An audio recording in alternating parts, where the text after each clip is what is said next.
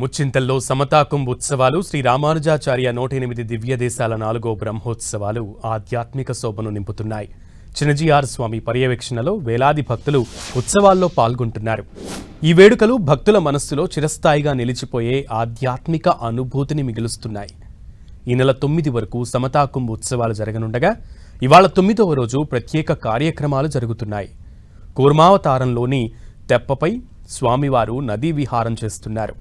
ఈ ఉత్సవాలకు పర్యవేక్షిస్తున్న చినజీఆర్ స్వామి కూర్మాన్ని ప్రజల ఆదర్శంగా తీసుకోవాలన్నారు. ప్రమాదం ఎదురైనప్పుడు తాబేలు తన కాళ్లను శరీరం లోపలికి తీసుకుంటుందని, ప్రమాదం తొలగిపోగానే తన యాత్రను సాగిస్తుందని, అలాగే ప్రజలు కూడా కష్టాలు వచ్చినప్పుడు ఓపికతో ఉంటే విజయం వరిస్తుందని సూచించారు.